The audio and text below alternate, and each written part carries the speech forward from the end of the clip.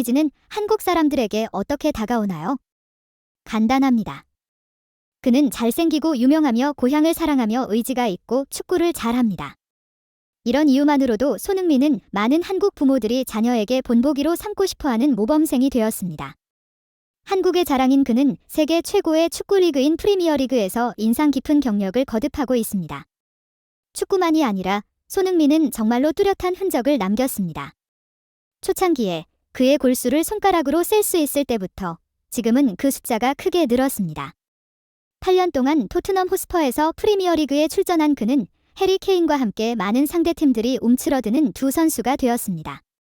손흥민의 최고점은 아마도 2022년 프리미어리그 득점왕이었을 것입니다. 하지만 그의 공격적인 플레이 이외에 그의 런던 소속팀에 대한 눈에 띄지 않는 공헌은 셀 수 없습니다. 그래서 2023에서 2024 시즌 우리는 손흥민이 팀을 이끄는 토트넘의 팀장으로 보게 됩니다. 가을이 오면 남는 것이 떨어지는 나뭇잎, 케인이 떠나면 남는 것은 우리 팀장 친구. 결국 감독 포스테코글루가 손흥민을 팀장으로 선택. 이 결정은 그를 프리미어리그 팀의 주장으로 가장 처음 달게 된 아시아 선수로 만들었습니다. 포스테코글루 감독은 그의 팀원들에 대한 영향을 보고 감동했습니다. 이것은 나에게 놀라움을 주지 않습니다. 왜냐면 나는 그가 국가대표팀의 주장이며 그가 이미 그의 나라의 상징이었다는 것을 알고 있습니다. 라고 말했습니다. 그러니까 손흥민은 오히려 한국 사람들, 아시아 전체의 희망입니다.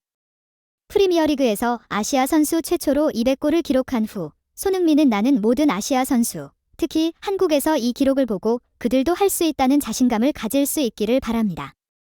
이 성과는 나의 지역에 좋습니다.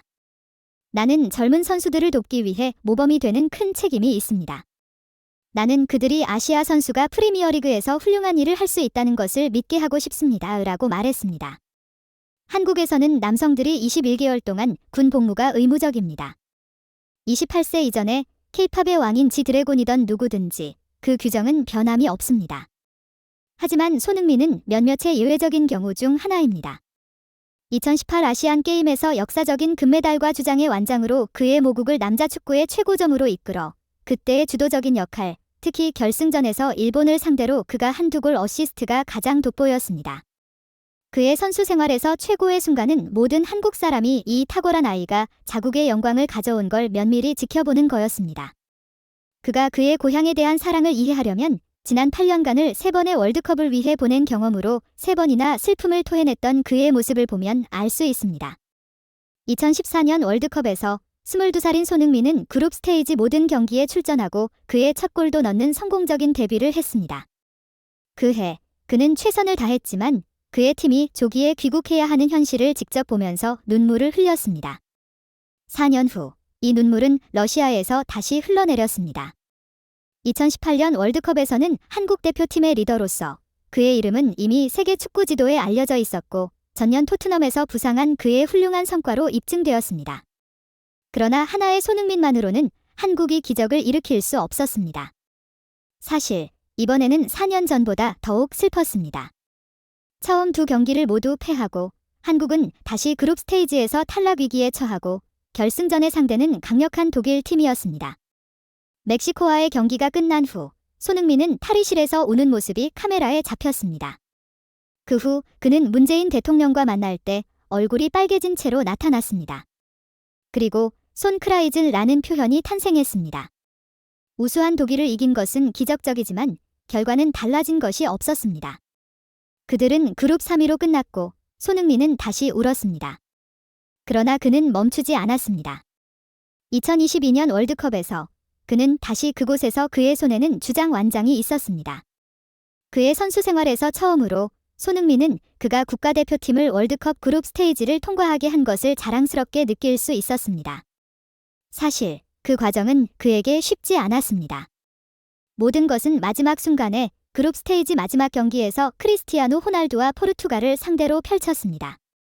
더욱이 한국은 그들의 직접적인 경쟁자인 우루과이가 경기 중이라는 사실을 주시하고 있었습니다. 그날은 축구 팬들에게 정말로 인상 깊은 날이었습니다.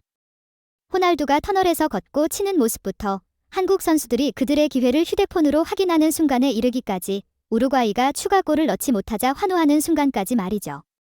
손흥민은 다시 울었습니다. 그러나 이번에는 영광과 축복의 눈물이었습니다. 그 경기 후 한국 사람들은 그를 사랑했습니다. 하지만 어떤 성공도 장미가시 위에서 걸어온 것은 아닙니다. 지금처럼 달콤한 결과를 얻기 전에 손흥민은 많은 어려움과 도전을 겪어왔습니다.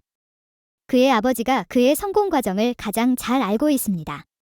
손흥민의 어릴 적은 다른 아이들과는 조금 다르습니다. 놀이가 아니라 아버지의 엄격한 지도 하에 수시간을 축구공을 차는 것이었습니다. 독일에서의 16세, 손흥민은 새로운 환경에 적응하고 독일어를 배우고 일상생활을 해야 했습니다. 그는 상승하고 아시아인에 대한 선입견을 극복하고자 노력했습니다. 2018년 3월 FFT 매거진 독점 인터뷰에서 그는 당신의 꿈에서 당신은 원하는 모든 것을 할 수 있습니다. 한국에서는 당신이 큰 꿈을 꾸라고 말합니다. 모든 축구 선수들은 골든볼과 같은 상을 수상하고 싶습니다. 그것은 나의 꿈 중 하나입니다. 라고 말했습니다. 한국에서 바이어 레버쿠젠까지 그리고 토트넘까지 젊은 손흥민은 자신의 제한을 극복하기 위해 노력했습니다. 하지만 그들은 그의 평범한 성격 때문에 손흥민을 사랑하는 것이 아닙니다. 여기서 그는 그의 겸손하고 따뜻한 마음으로 알려져 있습니다. 사커게이터에 따르면 그는 고향에서 축구 학교를 지어 선수들이 그와 같이 교육받을 수 있게 해 그에게 $1200만 썼습니다. 여기서 그의 아버지는 그가 어릴 적에 훈련받았던 것처럼 지도할 것입니다. 아마 여기서 두 번째 손흥민이 탄생할지도 모릅니다.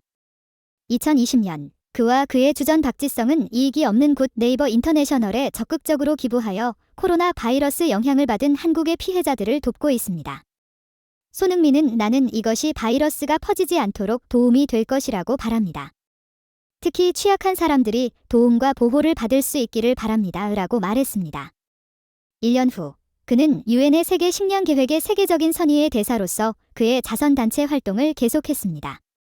외국에서 어렸을 때 가족과 멀리 떨어져 있으면서 겪은 큰 도전에 대처하는 용기와 적극성이 나를 돕고 어려운 상황에 처한 사람들을 돕는 데 동기를 줬습니다. 유엔 세계 식량 계획의 선의의 대사로서 나는 전쟁, 재난, 기후 변화의 영향을 받고 있는 사람들이 회복되는 데 도움이 되는 평화와 글로벌 안정에 이르는 길인 기아를 끝내는 미션을 지원하는 목소리가 될 것입니다. 라고 손흥민은 말했습니다. 물론 손흥민의 자선 계획은 여기서 멈추지 않습니다. 그러나 이러한 활동만으로도 그의 모든 사람과 그의 고향에 대한 마음을 알 수 있습니다. 그가 수십억 원에 이르는 부동산부터 초고가의 시계, 슈퍼카, 명품 옷, 개인 패션 브랜드까지 모든 것을 취득한 것은 그가 충분히 배울 수 있는 것입니다. 왜냐하면 그만한 가치가 있기 때문입니다.